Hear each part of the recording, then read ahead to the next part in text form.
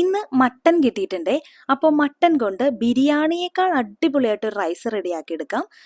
അപ്പോൾ അതിന് വേണ്ടിയിട്ട് ഞാൻ 600 ഗ്രാം മട്ടനാണ് കേട്ടോ എടുത്തിട്ടുള്ളത്. ഇത് നന്നായി കഴുകി വൃത്തിയാക്കി എടുത്ത മട്ടൻ കഷ്ണങ്ങളാണ്. എല്ലോട് കൂടിയുള്ള മട്ടൻ പീസാണ് എടുത്തു വെച്ചിട്ടുള്ളത്.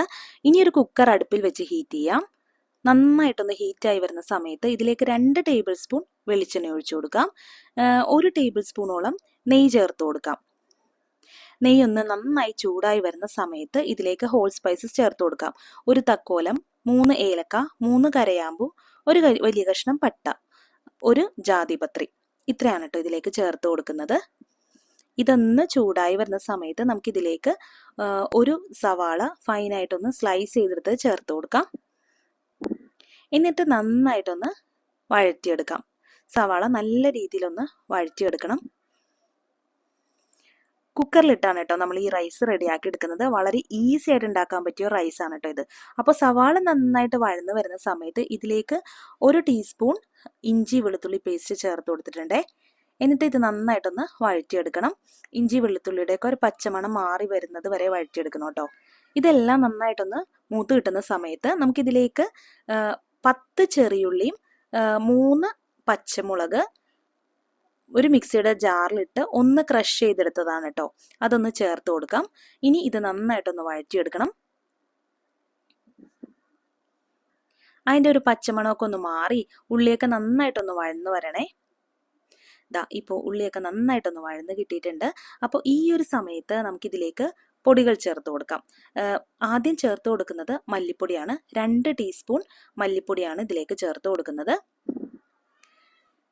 പിന്നീട് ഇതിലേക്ക് 1 ടീസ്പൂൺ റെഡ് ചില്ലി പൗഡറാണ് ചേർത്ത് കൊടുക്കുന്നത്. 1/2 ടീസ്പൂൺ മഞ്ഞൾപ്പൊടി ചേർത്ത് കൊടുക്കാം. 1 ടീസ്പൂൺ ഗരം മസാലപ്പൊടി ചേർത്ത് കൊടുക്കാം. ഇനി ഇത് നന്നായിട്ടൊന്ന് ഇളക്കി യോജിപ്പിക്കാം. ആ മസാലയുടെയൊക്കെ പച്ചമണം ഒന്ന് മാറി വരുന്നത് വരെ വഴറ്റിയെടുക്കണം.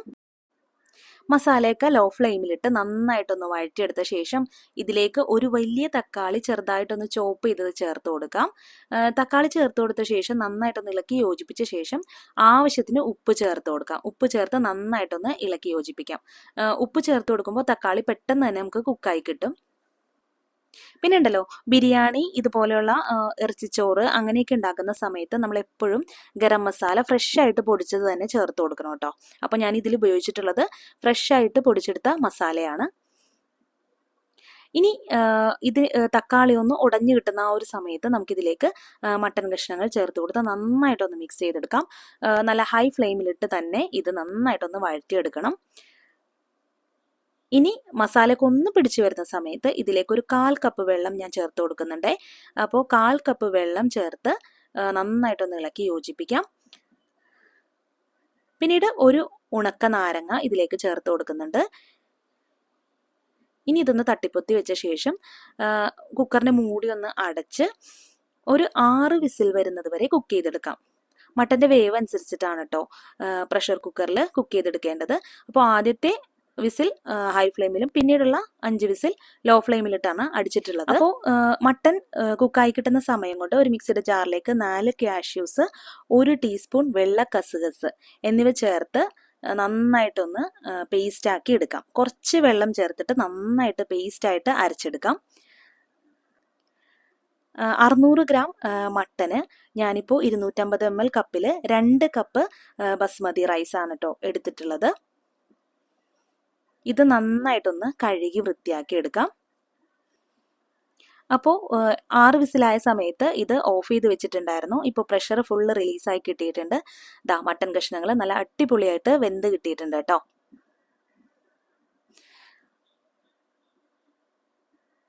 ഇനി നമുക്ക് ഇതിലേക്ക് നമ്മൾ നേരത്തെ പേസ്റ്റ് ആക്കി വെച്ചിരുന്ന കസുകസും കാഷ്യൂ പേസ്റ്റും 1 കപ്പ് ഉണ്ട് കേട്ടോ അത്. അപ്പോൾ അതൊന്ന് ഇതിലേക്ക് ചേർത്ത് കൊടുക്കാം.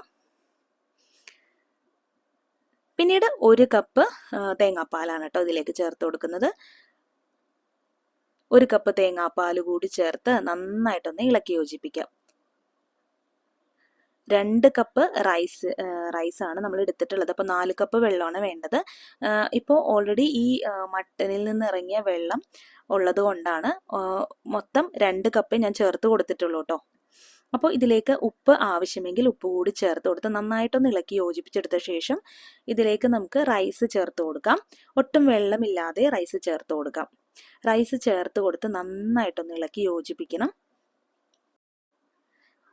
സാധാരണ കൊച്ചി സ്റ്റൈലിലൊക്കെ ഉണ്ടാക്കുന്ന സമയത്ത് കുത്തരിയും ചാക്കരിയൊക്കെ ഉപയോഗിച്ചിട്ടാണ് ഈ ഒരു ഇറച്ചിച്ചോറ് റെഡിയാക്കി എടുക്കുന്നത്. ഞാനിപ്പോൾ ഇവിടെ ഉപയോഗിച്ചിട്ടുള്ളത് ബസുമതി റൈസാണ് കേട്ടോ.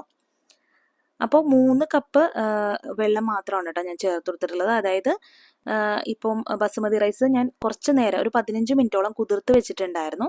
അപ്പോൾ അതുകൊണ്ടാണ് ഞാൻ 3 കപ്പ് വെള്ളം മാത്രമേ ചേർത്തിട്ടുള്ളൂ. അതായത് 2 കപ്പ് ഇപ്പോൾ 1 കപ്പ് വെള്ളക്കസുകസ് അരച്ചതും പിന്നെ 1 കപ്പ് തേങ്ങാപ്പാലും മാത്രമാണ്. പിന്നെ ബാക്കിയുള്ളത് മട്ടനിൽ നിന്ന് ഇറങ്ങിയ വെള്ളമാണ് കേട്ടോ. ഇനി ഇതൊന്ന് പ്രഷർ കുക്ക് ചെയ്തെടുക്കാം. ഒറ്റൊരു വിസിൽ വന്നാൽ മതി. അപ്പോൾ നമുക്ക് പെർഫെക്റ്റ് ആയിട്ട് റൈസ് കുക്കായി കിട്ടും. അപ്പോൾ ഒരു വിസിലാവുന്ന സമയത്ത് ഫ്ലെയിം ഓഫ് ചെയ്ത് ഇതൊന്ന് മാറ്റി വയ്ക്കാം. പ്രഷർ ഫുള്ള് റിലീസായി കിട്ടുന്നത് വരെ വെയിറ്റ് ചെയ്യാം.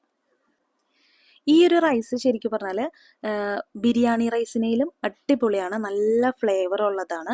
കാരണം എന്താണെന്ന് വെച്ചാൽ ഇത് ഒരുമിച്ചാണ് കുക്കാക്കി എടുക്കുന്നത്. അതുകൊണ്ട് തന്നെ ഇത് ഭയങ്കര ടേസ്റ്റാണ്. നമ്മൾ സെപ്പറേറ്റ് ഉണ്ടാക്കിയിട്ട് മിക്സ് ചെയ്തെടുക്കുന്ന പോലെയല്ല. അതുപോലെ ഈ ഇറച്ചിച്ചോറിൽ ഒഴിവാക്കാൻ പാടില്ലാത്ത ഒന്നെന്ന് പറയുന്നത് കാഷ്യൂം വെള്ളക്കസുകസും കൂടി അരച്ചെടുക്കുന്ന ഒരു പേസ്റ്റാണ് കേട്ടോ. അതാണ് ഇതിന് ഇത്ര ടേസ്റ്റ് കിട്ടാൻ കാരണം. അപ്പോൾ നിങ്ങൾ എല്ലാവരും ഇതുപോലെ ട്രൈ ചെയ്ത് നോക്കുക. പ്രഷർ ഫുള്ള് റിലീസായ സമയത്ത് ഞാൻ ഇതുപോലെ ഓപ്പൺ ചെയ്തെടുത്തിട്ടുണ്ട്. ഇനി നമുക്കിതിലേക്ക് കുറച്ചധികം മല്ലിയില വിതറിയ ശേഷം സെർവ് ചെയ്യാവുന്നതാണ്. നല്ല ചൂടോടുകൂടി തന്നെ സെർവ് ചെയ്യാം. നല്ല ടേസ്റ്റി ആയിട്ടുള്ള മട്ടൻ ഇറച്ചിച്ചോറ് നിങ്ങൾക്ക് ഇഷ്ടപ്പെട്ടെന്ന് വിചാരിക്കുന്നു. ഇഷ്ടപ്പെട്ടെങ്കിൽ ലൈക്ക് ചെയ്യാൻ മറന്നു പോകരുത്. Thank you for watching.